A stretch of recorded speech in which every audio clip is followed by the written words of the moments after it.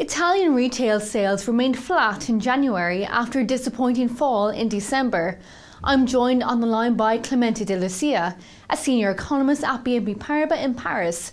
So Clemente, were you expecting to see a better figure than this, or did you think it would remain flat? To tell you the truth, in January the figures have been just released and they are flat. And clearly it is better than the month before when there was a contraction. However, it's not very big improvement. And what you can see is that clearly a leading indicator of consumption of retail sales are, for instance, confidence indicators and consumer confidence indicators. And in Italy, these figures have been trending upwards over recent months. So normally you can expect that there should be some improvement in consumption going forward. We do not expect a very bump in consumption. The recovery should be smoothed, but there should be a recovery in consumption. Italian consumer confidence rose more than expected last month. Now, Clemente, do you think Matteo Renzi's ambitious tax and labour reforms will help boost consumer and business confidence? The popularity of Mr. Renzi is relatively high, and clearly the measures that have been just announced by the government and are under discussion in the parliament, they'll probably boost further business confidence and consumer confidence. There is a package that accounts for around 10 billion in reductions of income tax for lower earners. And clearly these measures should boost activity, GDP, because normally people that are targeted with these measures, they are very low propensity to save and high propensity to consume. Therefore, given that the consumption accounts for around 60% of GDP, normally these measures should have a relatively important impact on GDP.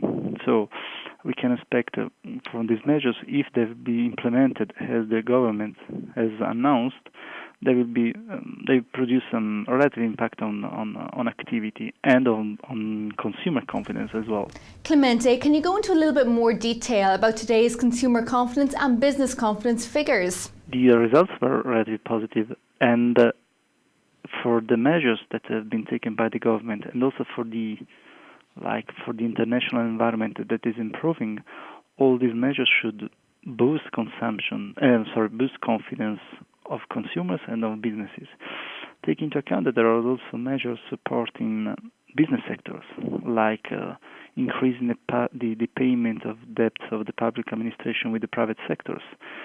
And according to what Mr. Renzi has said, the government is planning to accelerate the repayment, and these measures account for 40 billion and the government is planning to repay these measures from now until July. Therefore, these measures are 40 billion are around 2.5% of GDP. So if you consider a multiplier, there is an estimation of the Bank of Italy regarding this kind of multiplier that should be around 0.3%, 0.3 the multiplier. So these measures could produce around 0.5 percentage point of increase in GDP. Clearly, this is probably the upper bound. So, but you have the impression of how this measure could have a potential impact on the economy, a positive impact on the economy. Clearly, to have this positive impact on the economy, you have to see how all these measures are financed. Because if they are just financed by cutting public investments, those measures should should be compensated by the negative impact of the reduction of public expenditures.